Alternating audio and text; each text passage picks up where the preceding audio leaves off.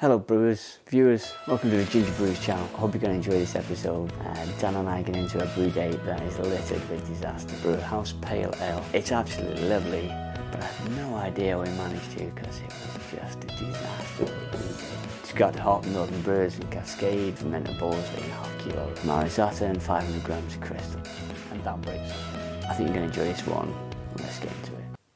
So we have 17 litres of strike water. 71 degrees, so we'll go up to 72 and we'll add everything in and start the mash off. And today's mash is for 1 hour. 501 grams of crystal. Dan, you just covered up the camera with the lid.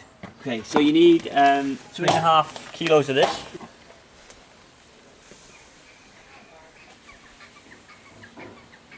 You can't do much more than we put in then. Without really stirring. We don't go balls. Oh, it smells lovely. I love the smell of Marisata. So 36-12 I'll put. I think just trying to be close to it. I think that's because it'll give us the alcohol content. You know, this means more alcohol content. The 500. Yeah. Big dough ball. Big dough ball. So now we need to change this temperature to be 68, don't we?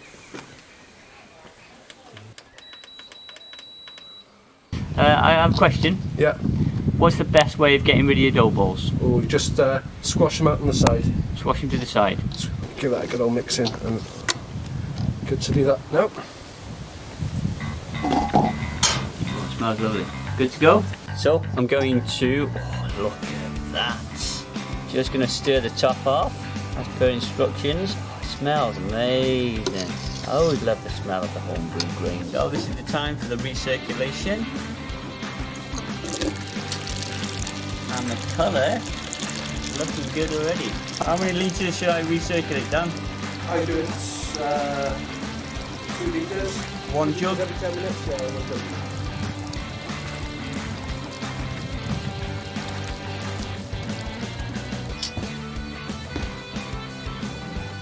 I'm going to try and pour that. Temperature says 69 degrees. We're just recirculating it for the final time. There's a couple of minutes left, or 5 minutes left before we mash out at 75 degrees, so I'm just going to do one final recirculation. So would you advise people to brew outside? As long as it's dry. If it's raining, it would be a different story. You don't get the smells in your house, whether that's a good thing or a bad thing. My wife would say it's a bad thing, but I would say it's not too bad. And yeah, you don't get all the steaming and everything else up. I think what you need to do is make sure you've got plenty of light in your pan for it. You do it early enough. Dan is just programming the space shuttle.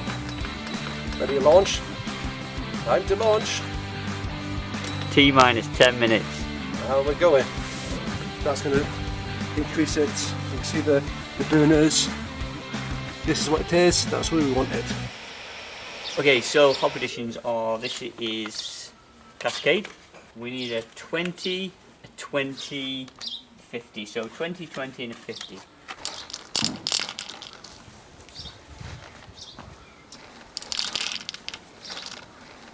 And a big boy at the end. Sure we'll fit more in down.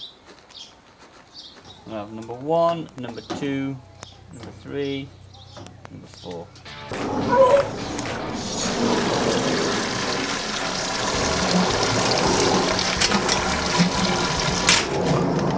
What's happening? We're about to do the sparging of the grains. Try and get as much sugar out of them.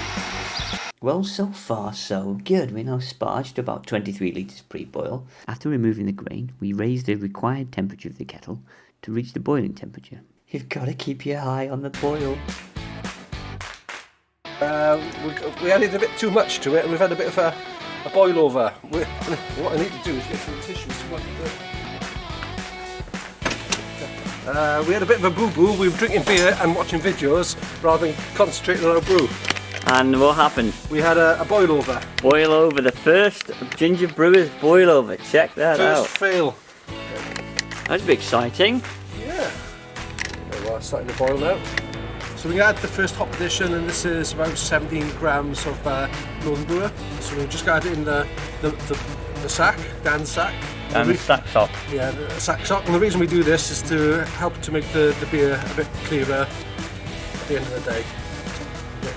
A bit of dangle, give it a dip. Boiling. It's boiling. Got a rolling boil. No, that's not going to go anywhere. Happy with your first boil over? You live and learn. Live and learn. Doing too many things at once. Them crisps are nice though, aren't they? Yeah, they went quickly. So this is the second hop edition, and this time it's 20 grams of Cascade hops, hop pellets. So how long are we into the beer? How long are we into the boil? It was bad into the. We are. Is it 15 minutes? 15 minutes. 15 minutes. What a good. I'm not sure we should drink home brew while brewing home brew. Yeah. 10 minutes before the end, we've got 20 grams of Cascade to go in, and brewing coil. Phil, it's called a cooling coil, and don't forget to take the blue caps off the end. That's the easy bit. Dan can do the Cascade. I think he's just gone to the toilet.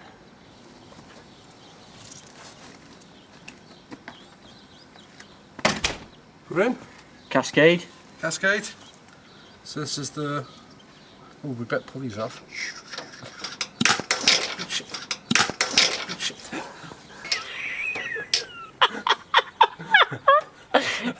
I go away, I have a pee for 30 seconds, and he can't be just look at the window. Oh dear. Okay, so you pull him off first, viewers. Okay, so this is Cascade going in now, isn't it? And this is the 20 grams, looking at it. Yeah. in the sack. In the sack.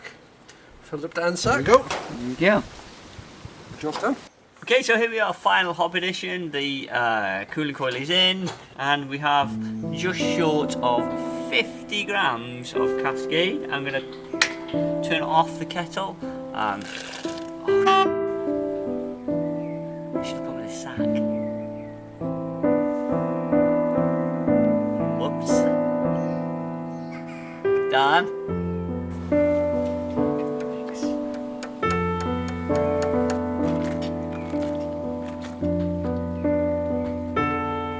So now we're cooling down the beer as fast as we can. It's going through the cooling system, and Dan is just, yay! Here we go. Stop things off. Good to go. Good to go.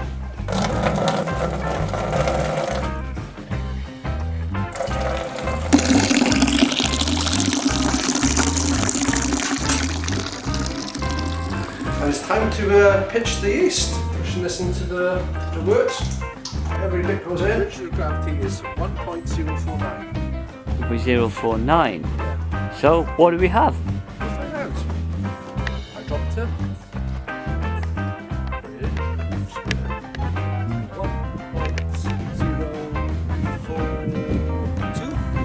1.042? Yeah, at 18 degrees. At 18 degrees. Okay, so Dan, what's it taste like? Okay, I'll have a taste. Might need to order a hydrometer. I have no idea what I'm doing, Dan. No? Are you enjoying it? Cheers. Now for the tasting.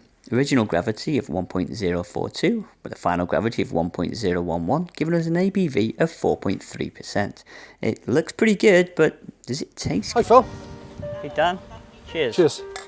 Looking forward to tasting this one. And what's in it? So we just remind ourselves what's in this beer. They've just watched the video, mind. They want to watch the video. Yeah, so they'll be able to tell Yeah, us. appearance-wise, it looks a bit muggy to me. Yeah, a little bit cloudy. Yeah, it looks more like a darker beer rather than a pale. I'm slightly disappointed in the clarity. Yeah, somebody told us to check the pH of Yeah. the water. If anyone Yeah. can comment down below to tell us how the pH Yeah. affects the clarity. And this is the beer that we used the finings in.